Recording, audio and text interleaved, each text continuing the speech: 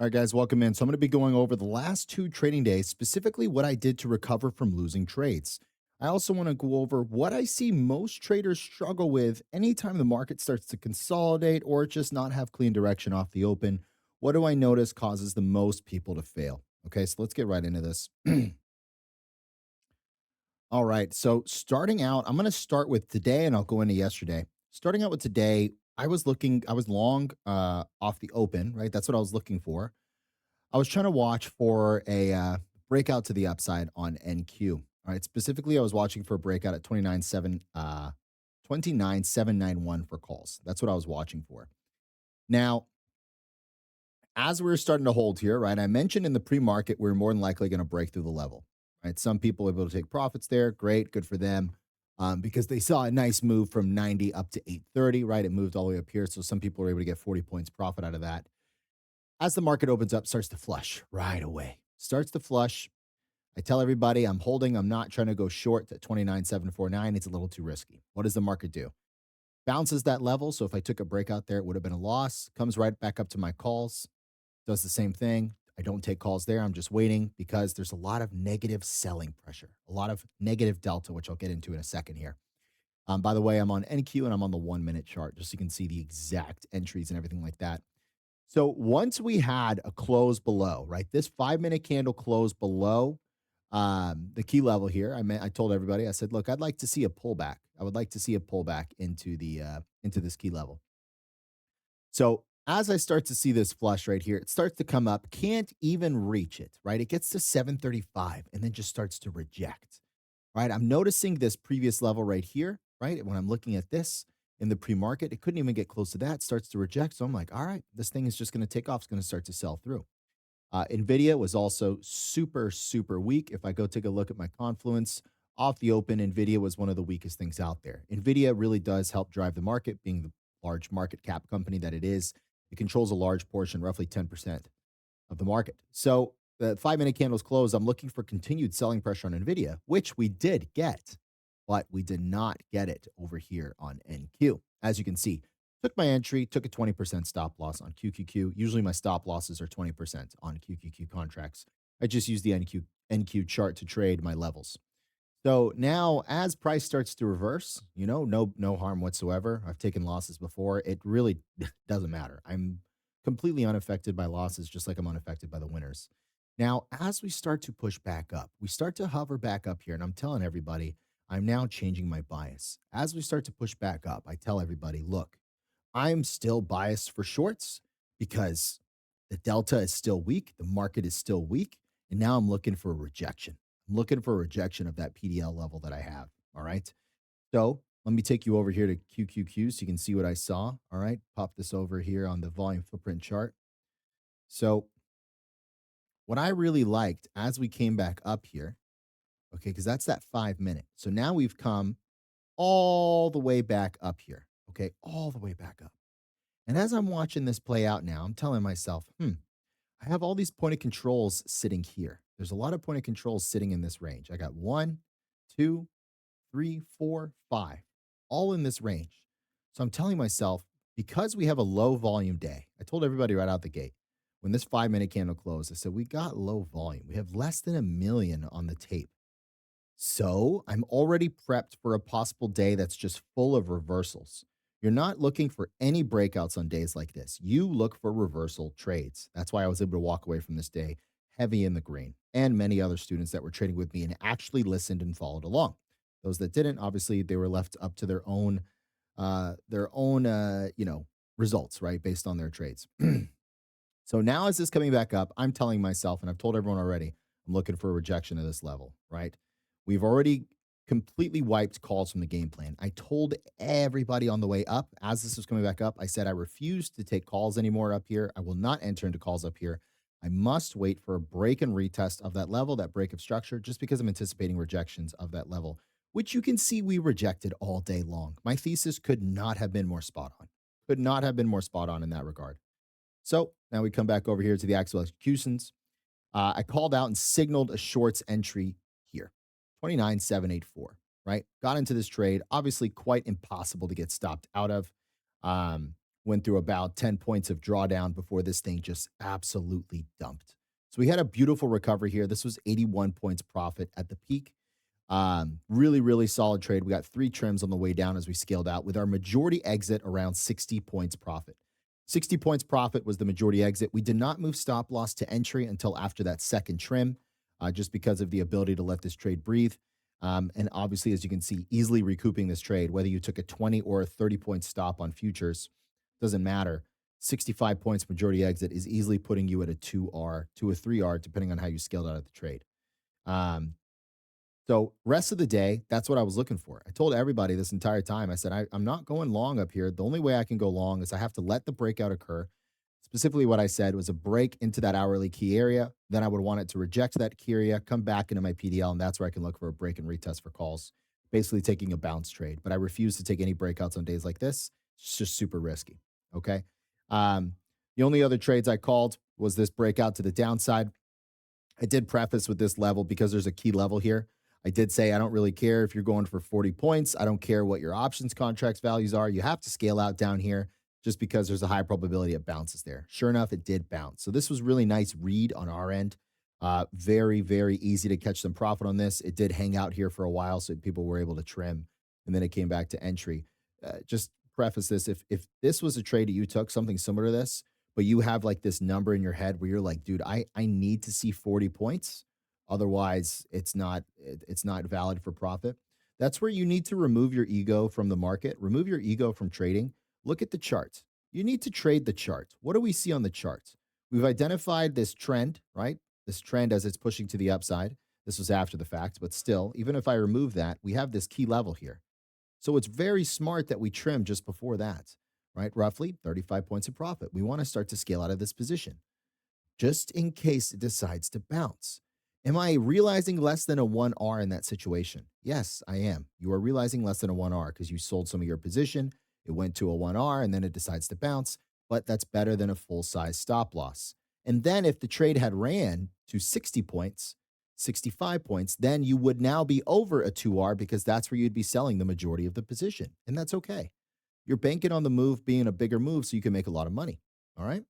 And you're mitigating your risk by moving your stop loss to entry after that first trim on a trade like this, simply because why? We're not taking a reversal. If we had entered the trade up here, sure, we could have let it breathe more, but we did not. We entered it all the way down here. So that's now quite a different trade. As you can see, fortunate enough to see 35 points profit. It's plenty of profit. Options contracts at that point were about 24% profit.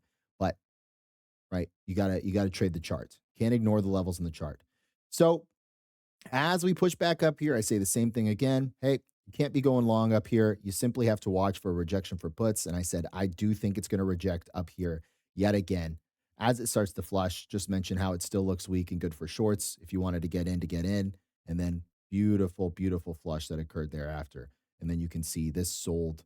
Our last trim was at 175 points. It did go for 215.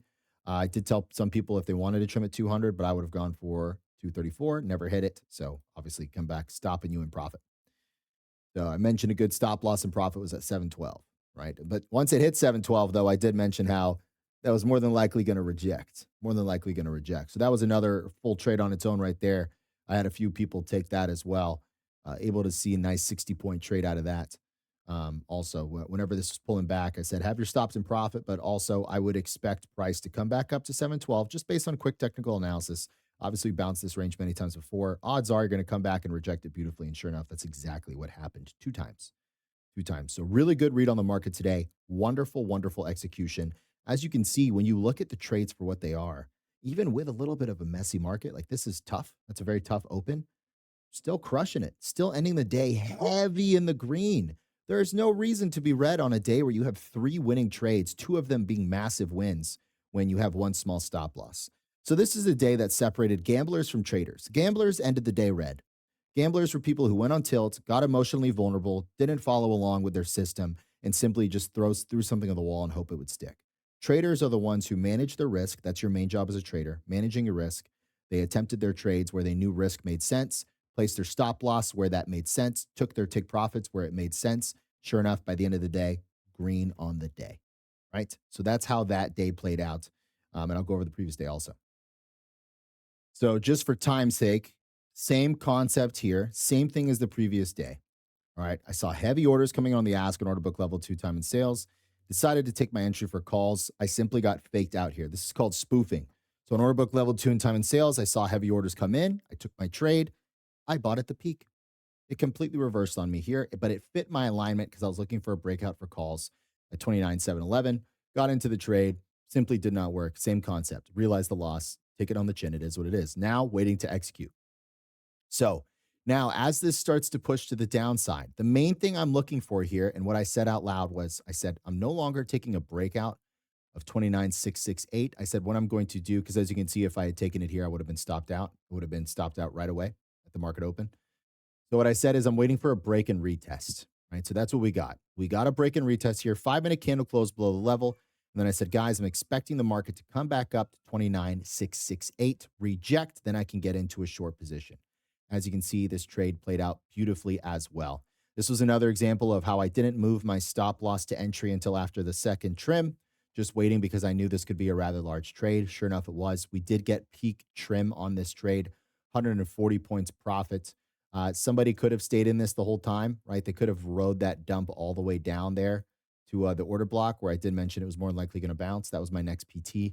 But had our stops in profits after that big flush, came back up, stopped us in profit at 29,600. But still, as you can see, beautiful execution. The point I'm trying to drive home here is how A, you can trade the market open even when it's rough.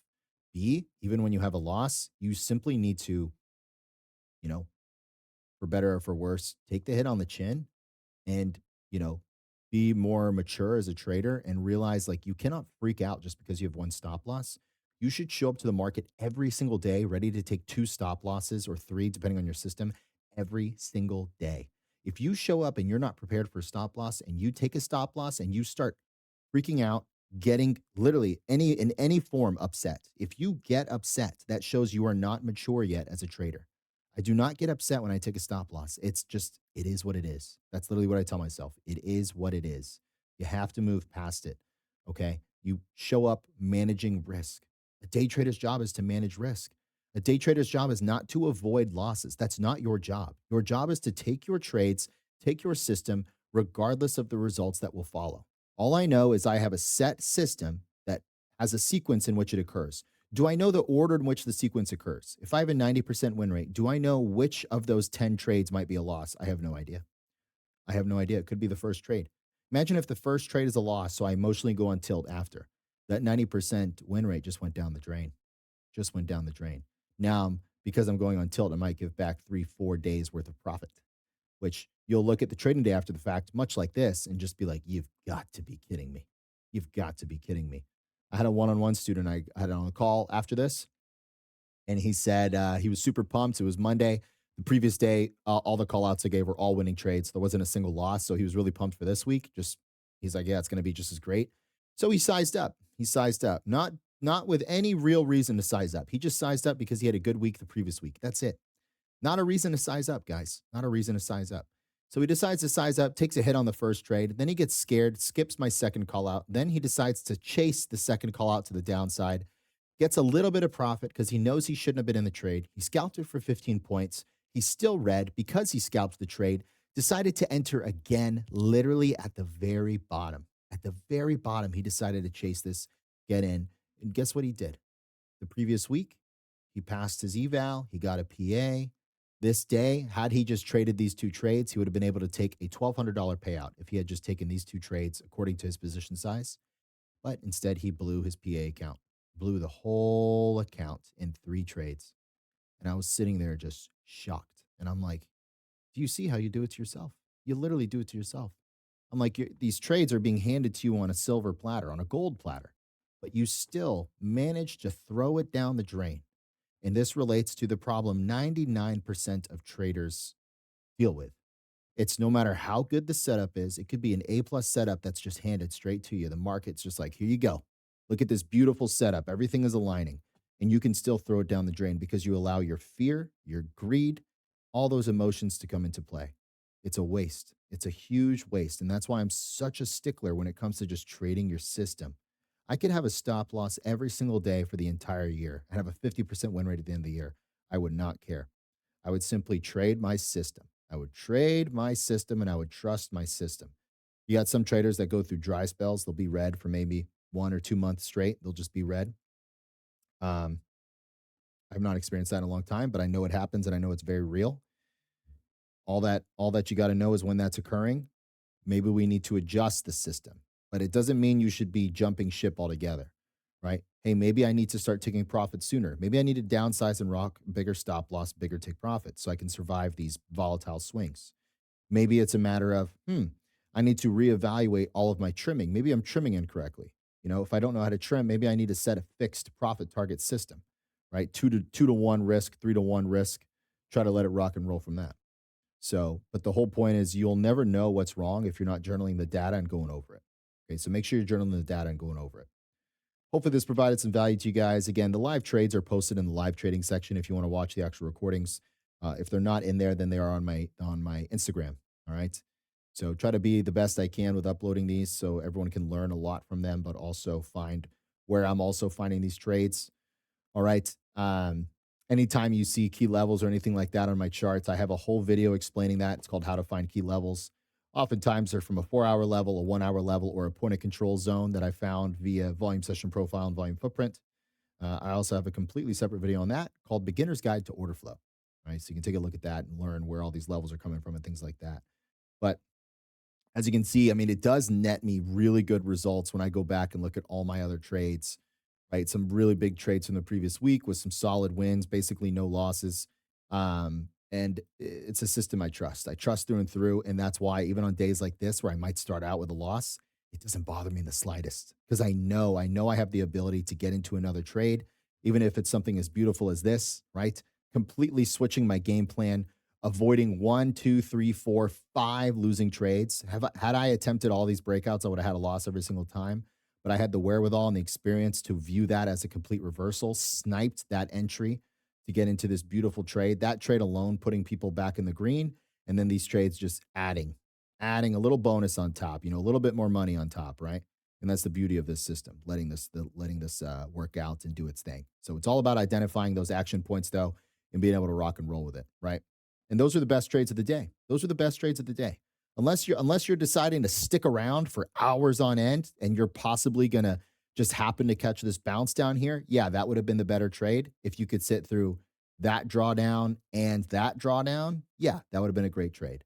But I'm not wanting to sit here for 4 hours. That completely defeats the purpose of day trading, in my opinion. I want to be in and out in an hour. And all these trades right here are done within an hour. That's the beauty of it. Getting people on about their day, going on about their lives, enjoying their time. Just like today, I get to spend time with my family, go to the gym and everything, before the day's even over. That's the best part. The freedom that comes with this. So, um, any links you need for anything, it's going to be in the description below. Please feel free to like, subscribe, and put in the comments below any questions you might have. I do my best to go through and answer those. Okay. Might answer it a month late sometimes, but I do answer them. All right, guys. Have a blessed one. See you in the next one.